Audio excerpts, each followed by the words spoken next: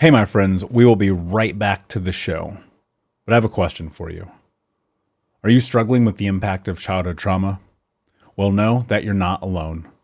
I'm here to let you know that I'm starting a brand new weekly coaching group that includes a year of life coaching, accountability, support, habit and goal setting, and more. I'm starting a waitlist for the group right now, and I'm only taking a handful of people. And I'll let you know that through this personalized coaching, we'll work together to help you understand how your childhood trauma has shaped your beliefs, behaviors, emotions, and will help you create a roadmap for healing and growth.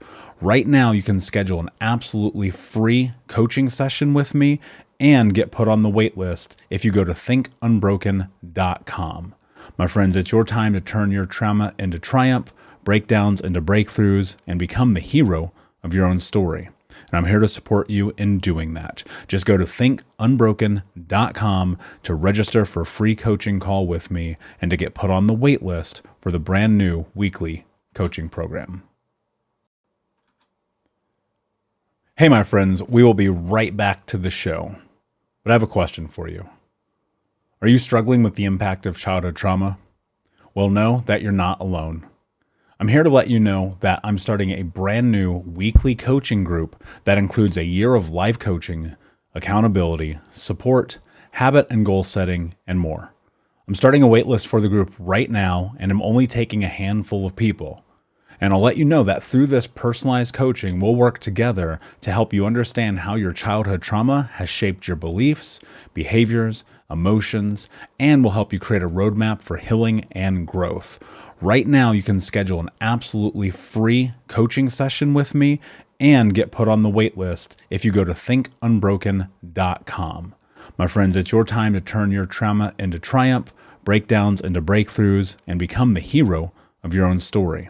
And I'm here to support you in doing that. Just go to thinkunbroken.com to register for a free coaching call with me and to get put on the wait list for the brand new weekly coaching program.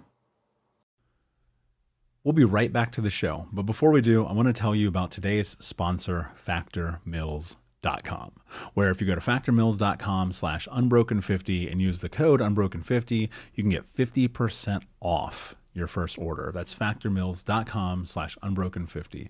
If you're like me and you are a person who is busy trying to create a life, heal, work on their health, wealth, and relationships, and not to mention deal with the day-to-days of normal life, you do not have time to be going to the grocery store and trying to figure out what you're going to cook every single day of the week. In fact, one time I did the math and I realized I was spending over 15 hours a week at the grocery store and cooking. When I added Factor, I got to use that time for myself, for my family, for my friends, for my community, and for my business. And so if you're in the place where you need some more support in the kitchen, head to factormeals.com/unbroken50 and use the code unbroken50 to get 50% off. Hey, my friends, we will be right back to the show. But I have a question for you. Are you struggling with the impact of childhood trauma? Well, know that you're not alone. I'm here to let you know that I'm starting a brand new weekly coaching group that includes a year of life coaching, accountability, support, habit and goal setting, and more. I'm starting a waitlist for the group right now, and I'm only taking a handful of people. And I'll let you know that through this personalized coaching, we'll work together to help you understand how your childhood trauma has shaped your beliefs, behaviors, emotions, and will help you create a roadmap for healing and growth. Right now, you can schedule an absolutely free coaching session with me and get put on the wait list if you go to thinkunbroken.com. My friends, it's your time to turn your trauma into triumph, breakdowns into breakthroughs, and become the hero of your own story. And I'm here to support you in doing that. Just go to thinkunbroken.com to register for a free coaching call with me and to get put on the wait list for the brand new weekly coaching program. Hey, what's up, Unbroken Nation? Hope that you're doing well wherever you are in the world today. I'm very excited to be back with you with another episode with my friend Ben Curtis, who helps men transform shame. Ben, my friend, it's an honor. Thank you for being here. How are you today? Hey, Michael, it's an honor to be here. I am really grateful today. I'm feeling really grateful to be alive.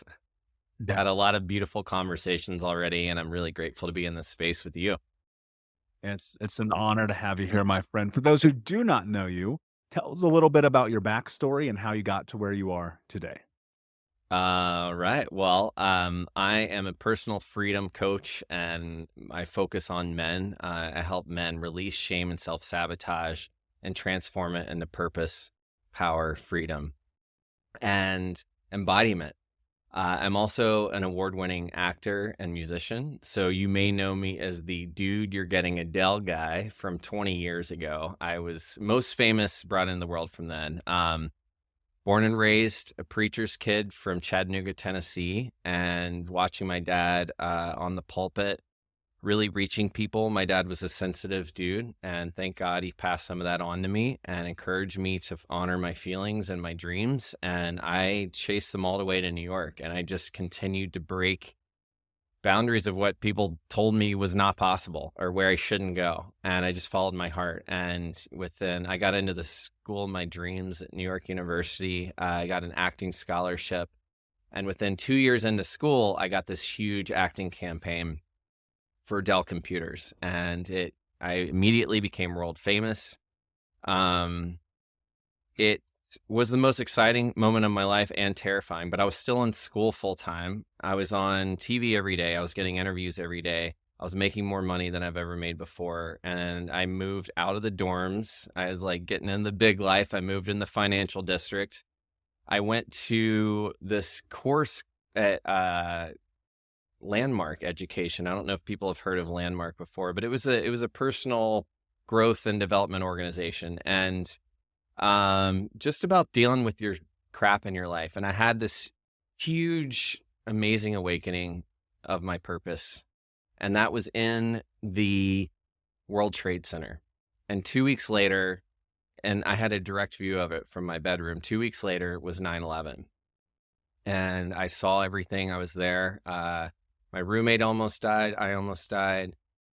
I was still famous, still in school full time. And the only thing that saved my life literally was being the Dell guy. I was on a bus trying to escape what I thought was World War III. And the driver, like, he saw me covered in soot and crying. And he was like, "Are you the Dell guy?"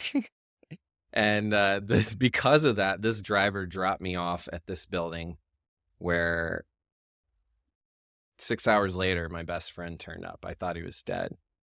And I just had so many run-ins from that moment on. I didn't know how to take care of myself. I had undiagnosed post-traumatic stress disorder. I was still famous, so I used the money to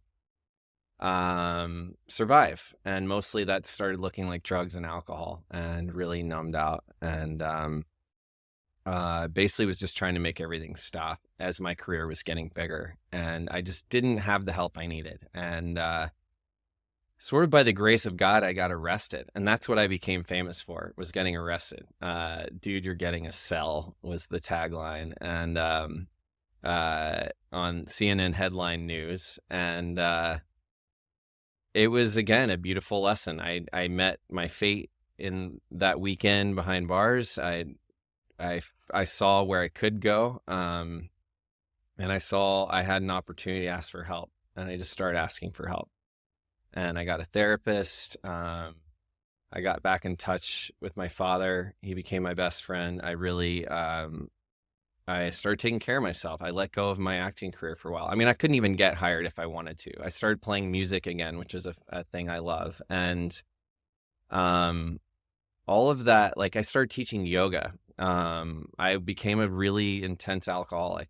That didn't get better for years. I got arrested 3 more times, and it just wasn't cool anymore. It was really not a good look. It was leaving me completely alone, destitute, in debt, basically homeless, unlovable. And I didn't know how to love myself. So I kept asking for help, and I put down drugs and alcohol. I haven't had a drink in 9.5 years. And I sought out therapy, coaches, and men came into my life, and I started realizing I had issues with men. I didn't feel safe around other men, but I knew how to be vulnerable. And I was always beat down for being sensitive. And just over time, coaches and therapists and recovery groups and, daily practice, I learned that my sensitivity, my vulnerability, the thing I was most terrified was one of my greatest powers and something that I could actually help other people with. And when I just had people keep reminding me to go help others, get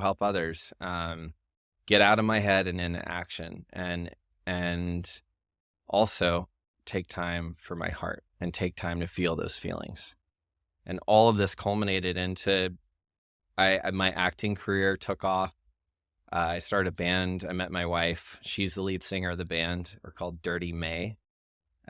We travel, tour the world, and I coach men every day. I help men learn how to release all this suffering. And the biggest thing I got out of this was that I was carrying 9/11 around as a badge. I was carrying the arrests around as a badge of like honor of the victimhood and suffering. And when I finally saw that that was a choice, that I could release that suffering and actually choose thriving, it was way more uncomfortable, actually, but less painful. And my life just started working, and things got better.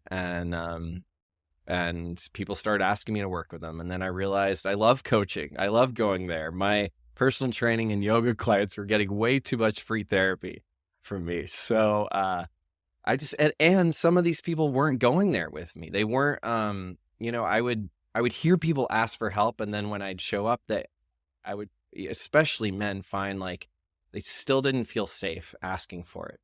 And so I've made it a mission to create safe spaces for sensitive people, for creatives, and for men especially. I do that just by doing what I love and helping others do the same, and by having conversations. And that all has brought me to it's turned into coaching mostly, and speaking, and getting to connect with awesome humans like you.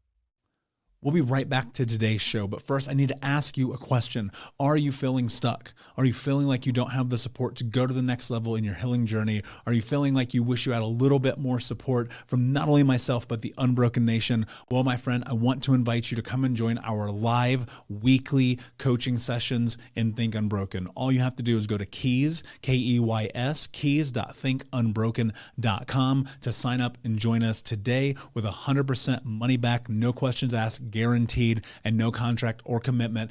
Every week for the next year, you can come and be a part of our live coaching sessions each Monday as we dive deep into not only answering your questions, but questions from the Unbroken Nation, and help you take all of the information that you learn in the podcast, in the courses, and other areas of this journey, bring them into your life and use it in a way that is practical, life-changing, and transformative. So my friend, join us at keys.thinkunbroken.com, and we will see you this Monday. Yeah, that's incredible, man. That's quite the journey.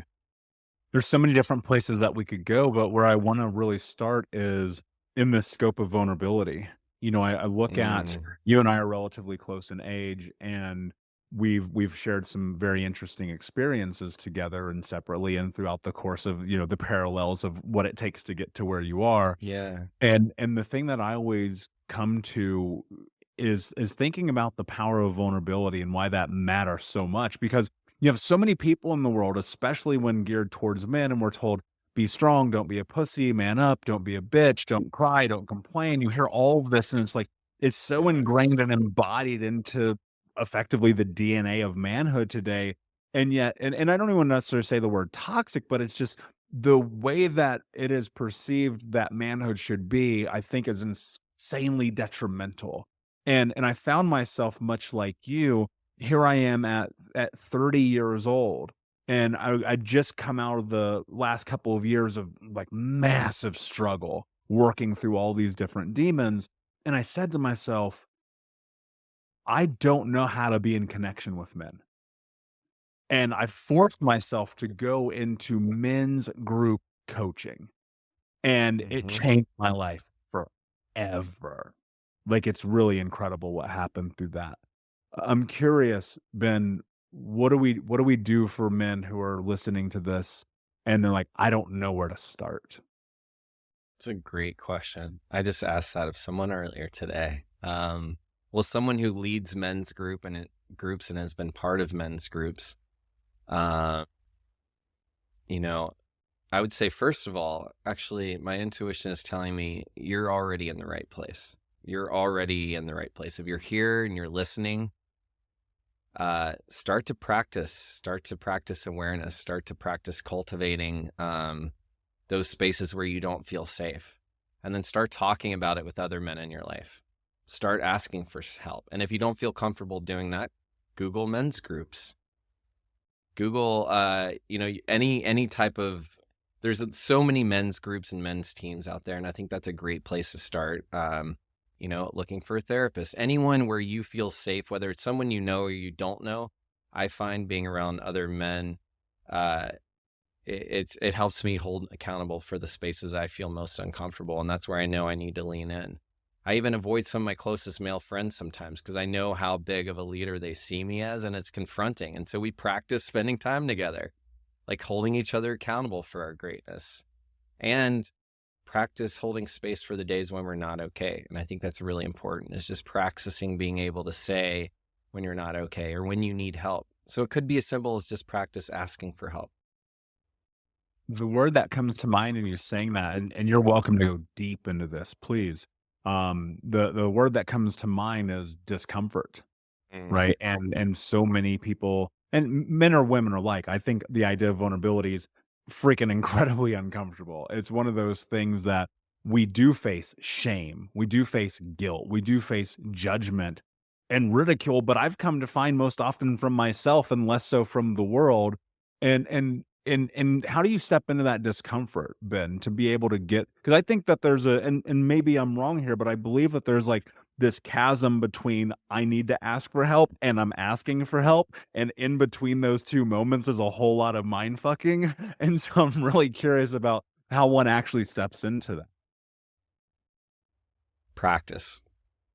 That's the word that comes to mind. Practice.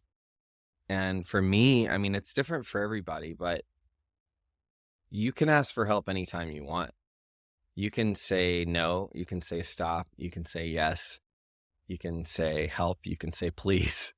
You can reach out anytime you want. It's really just, for me, it was like, how much pain did I want to be in? It turns out I was pretty good at being in a lot of pain and suffering. But it became a choice, and it's just when I couldn't handle it anymore, or when I just felt like I couldn't take it anymore, that was a great place. But you don't have to wait till you get to that place. That's what hopefully I'm here to help some people know. You don't have to like be behind bars or unemployable or destitute in order to ask for help. So it's just a practice, and then see what happens. It's like, you're probably not going to die if you ask for help. Most likely in the Western society, if you're listening to this and you ask for help, you're probably going to live to the next moment. So you might as well ask, because it's basically like, well, what's costing you more, being where you are now and not asking for help? Because if you did, the worst thing that can happen is someone says no, right? And you're just right where you are right now. So there's an opportunity to kind of check ourselves and see, oh, yeah, how free do I want to be? Am I actually willing to be free? That's a good place to look. Like, do I actually want help? Because we can't, no one can help you unless you're willing to help yourself. But even if you have the willingness to be willing, that's a great place to start. And I would pray for the willingness. That's what I used to do. Like, I don't have it, I pray for it. I ask my friends for it. Can I borrow some of your courage, man? I don't know how you do that. And they'd be like, yeah, sure. And then just grab my hand and take me. It was mostly the resistance that was that was costing me the most energy and that was taking the most effort. And once I stopped resisting so much, it turned out there was actually a lot of support available. So just starting to look for it and being willing to receive it. Yeah, I love what you said about being willing to receive it, because that's so much of it. It's fascinating to me sometimes when I'm working with someone. I'm like, here is the tool. This is the thing that you asked for. Now you must use it. You have to execute with it, because if you don't, it doesn't matter. Like wishing is totally different than acting. Like those are two very, very different things. And ultimately, I do believe that just massive action is the only way to truly create the life that you want to have. And there is a tremendous amount of discomfort in it, but it's in the embracing that discomfort in which you discover what you're actually capable of. Because I've come to find that where I'm at in my life, it's 3% of what I can do. And it's like the measurement of, okay, cool. I literally just this morning, I reached out to someone I know. I said, "Hey man, will you coach me? I see where I need you in my life." Right. Mm. I'm in the scope of changing coaches right now because, I think eventually we kind of max out with the people we're with. And that's great because that means they've done their job. And Yeah, I messaged and said, exactly. "Hey, man, will you coach, man? I need your help here in this area of my life to go to the next level." One of the things I want to go back to here and talk about, because I think it's important, is when people hit rock bottom, and I'll use myself as an example. When I hit my rock bottom and I felt like, man, I cannot possibly fuck up any worse, I actually fucked up a little bit more. And I found out, I That's found the out, laughter recognition there. Yeah. right? I found out some really dark truth about myself. And Ben, I'm wondering, in especially in consideration of where you were in your life, how did you start to pick yourself up through that? Because there were, there's a domino effect there that begins to happen. I experienced it too, man. It wasn't just one thing, it was about 97 things. And it wasn't until I got really deep that things started to change. And what I'm curious about, because I know there are people listening right now and they're like, "Yeah, we know it's the Dell guy and he did all this shit, blah, blah, blah, whatever."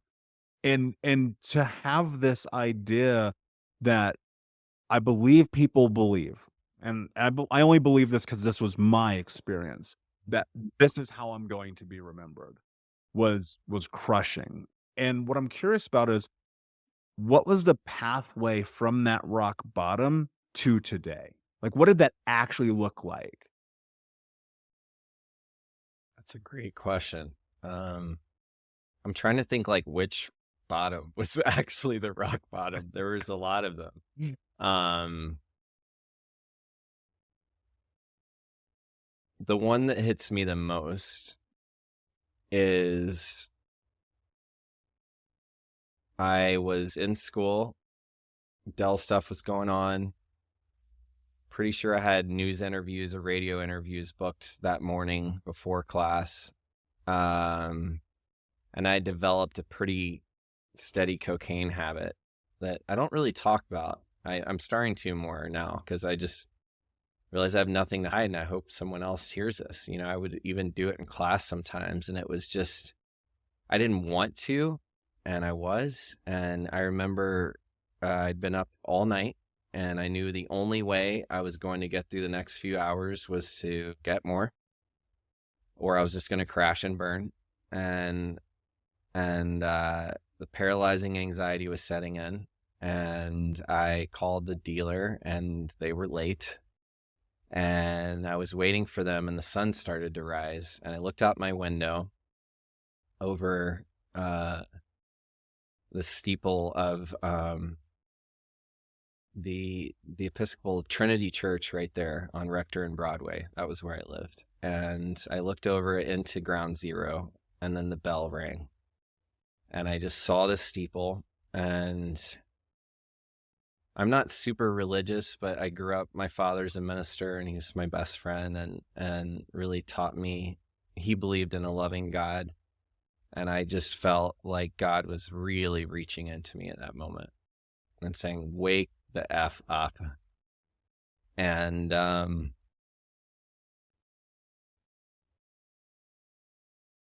yeah, I don't talk about that often.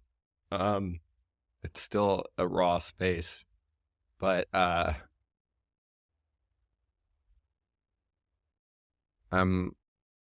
feeling just moved that I don't have to be there anymore. In that moment, I knew that was it. I called my dad. I said I wasn't doing well. I'm not okay. And I need help. And my dad was like the only guy I could talk to. And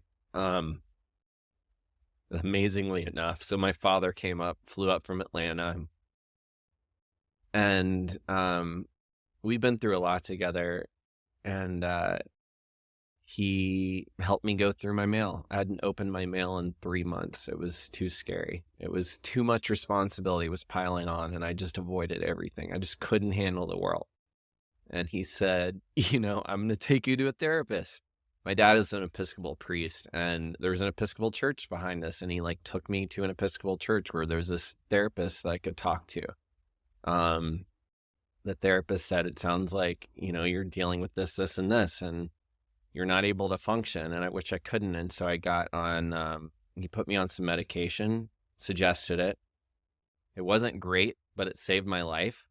It kept me from killing myself. And it helped me bring up my bottom line enough to be able to really start to get help. And I kept, that even wasn't it. I got arrested more times over 10 more years. And I think it was just, I ruined enough relationships. Oh, and the other rock bottom is when I blacked out, bartending at a bar in New York, when I thought I was starting to do well again. And I got fired from the job where you're allowed to drink for drinking. And then I was a dog walker, and then I started losing that job. I couldn't keep that together. And I got sober, and I asked someone how to a bartender, how do I quit smoking? No, how do I quit drinking, but keep smoking weed? You do that. And she's like, well, I go to AA. And I was like, oh, I'm not going to do that. And then my ex-girlfriend introduced me to Marijuana Anonymous. I didn't know that having a problem with cannabis could be a thing. And that was amazing. And then they were suggesting refraining from drinking, which I thought was ridiculous. But I just kept reaching for alcohol. And I called that bartender friend, and she took me to a meeting. And it was getting pulling the toxins out of myself that I was killing myself with, so that I could actually start to deal with what's really going on, and other people being there for me. And, 12-step groups were amazing because they're free, and just the society anywhere where anyone could help other people. But I said, why can't we do this outside of here? And they helped me so much. And I actually worked with a therapist, and I got off drugs and alcohol, and I got off medication, and I did all the PTSD work and all those things. So it was really putting those things into place is, and all of that adding up and getting real with myself. I think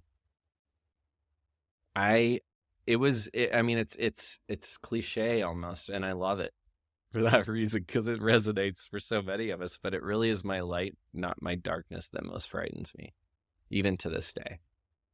Yeah. It still terrifies me sometimes. And so it was starting to, we said, practice being uncomfortable, other people seeing my greatness, and actually, yeah, I'm white and I grew up with some privilege, but I did not believe in myself. I had a father that believed in myself, and I did up to a point, but I could not stop destroying my own life. And then I was attracted to other people who did the same thing. So it was just I got one of those people pregnant, and by the grace of God, we lost a child, and broke up and got healthy.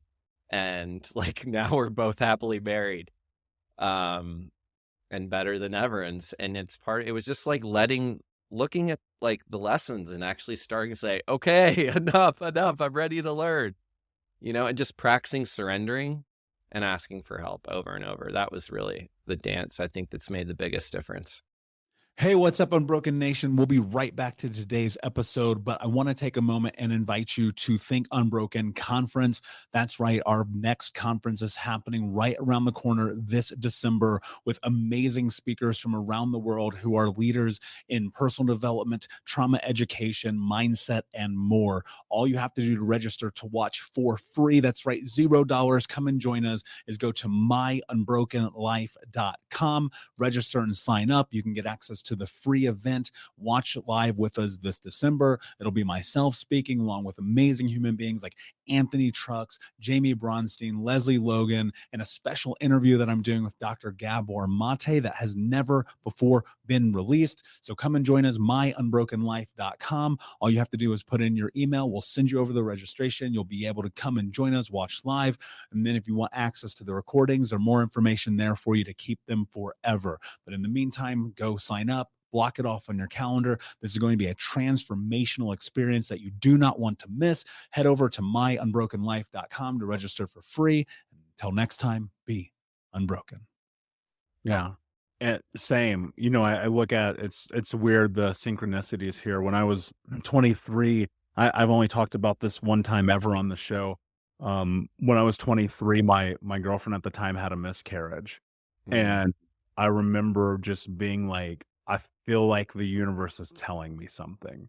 And I know that's a really like fucking dark way to look at that, but like honestly, it seemed like the most true. And now she's happily married and has kids, and her life is very different. My life is very different, right? Yeah. Because like you talked about these toxic people, it's not that like she was a terrible person, but her activities, hours were terrible. It was the drugs, it was the alcohol, it was the late nights, it was the parties, it was the destroying each other, because we thought that's what people did.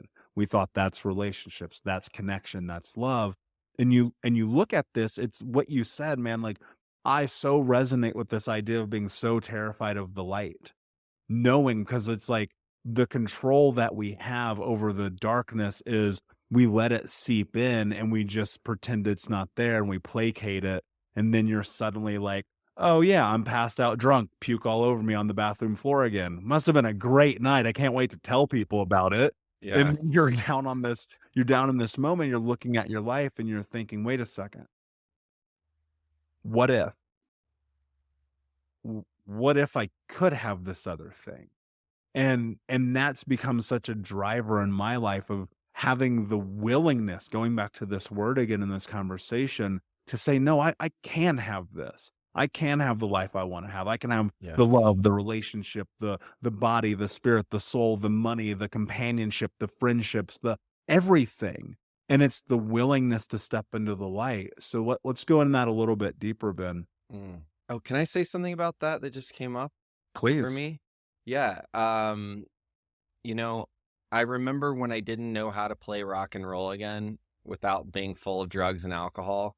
And actually, for me, it wasn't like putting the darkness away. It was like I would swim in the darkness. That was like my friend. That was like my creative muse, and be powered by that darkness. But it was so encompassing and would bring everyone else down. And it was actually like me. I booked a show. I remember when I booked it hit me while you're talking. When I booked my first, I said yes to a hosting and stand-up comedy job. And I was sober, and it was in a bar. And I had never done stand-up comedy, or hadn't done it in years. Definitely hadn't done it sober, but just, it was starting to say yes to things that would, like, I know I loved, but would terrify me. And then realizing I wasn't going to die, and I actually enjoyed it and loved it and was good at it, and maybe even performed. Like, after I played music sober, my band was like, whoa, you're so much better, you know? So you started getting affirmation. My family was like, hey, it's good. You know, it's like nice to have our son back again. It was those kind of moments that, you know, had me keep saying yes and leaning into the discomfort. Yeah, there's something really beautiful. It's again going back to this idea about the domino. As much as you can domino your life into disaster, you can domino it into light. And as I think about that, for the people who so growing up, I'll share some context I don't share often. Growing up, I wanted to be a rock star more than anything. I wanted to be Foo Fighters or Jay-Z. It was one of the Me too, man. Same guys. Let's go. And I've come to find that my quote unquote being a rock star is this. It's the podcast, it's the stage, it's writing, it's stepping into my light, but in a different way. And I found the courage to be able to do it by recognizing and reconciling the fact that growing up, I was told to be invisible. And more so, I was told, like, you're not good enough, you're not strong enough, you're not capable enough. And so now part of it is this narrative of challenging that darkness and even, dare I say, using it as fuel. Oh, And yeah. so what I'm curious about, Ben, is have you found a space in which you're able to take some of that darkness and use it in a positive way? 100%. That's such a great question. Yes, it is like, I talked about dancing with it, and it was like, I'd never put it away, by the way. It did not go away. I befriended it. I got familiar with it. I talked about it. I shared it openly. Like I allowed it to no longer haunt me. So it was like, the more I talk, I mean, the beautiful thing of being like, I mean, the terrible, the tragic and beautiful thing of being like having fame, the moment of that arrest was that I was still getting interviewed. So I was talking about my trauma. I was talking about 9/11. I was talking about what I was going through, but I didn't get to interviews after, I wasn't hireable anymore. So I think,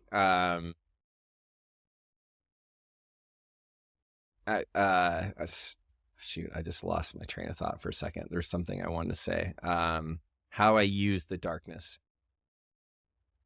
I still play music, and it is like, if you watch me on stage, if you look up some Dirty Maid videos on YouTube of my wife and I, like, people are like, whoa, dude, like I allow it to come out in really healthy places. Like when I work out, when I run, when I'm, that's what I love about acting. I've played some really dark, tragic, tortured people, but I can actually use the darkness in a healthy way. There's actors who will go there and swim in that suffering, but I've actually already, we've suffered enough. It's actually just allowing to familiarize ourselves. And honestly, we've had a lot of grief in my life lately. So we lost our grandmother as my wife's grandmother, but I had adopted her as mine. She and I adopted each other a few years ago. But she lived to be 101, but she passed basically a month after my father passed, and he was my best friend and sure that he was going to live another 10 years. And then we found out we tried to have a child. We were immediately successful, and we found out like the year anniversary of my father's passing, and then really ready, and then we lost a child. And so it's just been like, and other things. And then all of this, I'm realizing the older I get, the more I'm gonna lose people, and that grief and loss and sadness and darkness, they're just as beautiful as life and birth and light. And so I've actually learned to allow space in my day for grief and light. Yesterday, I spent an hour meditating and crying, and then I said yes to a 20-minute bike ride with my wife because the sun came out for 5 minutes. So that's kind of how I dance in it today is, we each have our own spaces. I worked really hard to create a safe space for myself so if I need to yell or like bang on a pillow or scream in the car safely, or like I do yard work, but I talk about it and I use it in creativity. And I think I love like Basquiat's one of my favorite artists because he had like, you can see some of his mental illness in his work, and it's so beautiful to me. The like tragedy and the love and the possibility he saw inside of how uniquely, I mean, I don't even want to call it mental illness. I want to call it mental uniqueness, because we stigmatize mental illness. I mean, I feel like a lot of us do post-pandemic, but it's actually, there's an opportunity to create with it and to make beauty out of it. And it can be as easy as talking about it, which is the thing we're most terrified and why these things haunt us. But we all live with it. 1 in 4 women have miscarriages. It happens all the time. Women are creating and losing life, and there are partners beside them going through with it, and we don't talk about it. And men are killing themselves, and we don't talk about it. So, I just think being able to be open and have these spaces and seek out more safe spaces is just the medicine. Yeah, I agree. And I'm so happy that you're here, my friend. And having this conversation and the vulnerability and the honesty, and especially in such a public forum. And I'm such a proponent of, let's have the conversation. Yes, it's hard. Yes, it's difficult, but it's necessary. And, stepping into the discomfort of that in real time is how we change the world. So I've got a massive amount of appreciation for you. Before I ask you my last question, Ben, can you tell everyone where they can find you? Yes. Ben Curtis Official That's my Instagram, Facebook. BenCurtis.co is my website. But if you go to my Instagram, it has a link to everything I do, to book coaching calls, to my men's group, The Lion's Den, to my music and art, and to interviews like this awesome one here today. And of course, we'll put all the links in the show notes for the audience. Yeah. And Oh, can I say one thing real quick? Please. Okay. And I have a new podcast that I have not released yet. It's called Dude, You're Getting Well. And Michael is one of my featured guests. So please be on the lookout for it, because it's going to come out in the next week or two, and you'll start seeing the notices. But I'm really excited because we got some good stories with Michael too on the other side. So I just wanted to share that too, because it's been such a gift to be in your circle, and on the other side, you're a great inspiration. Thank you, my friend. That means so much to me. It really does. And same, trust me. We've been following each other for years, for those who don't know. So that said, my friend, my last question for you: what does it mean to you to be unbroken?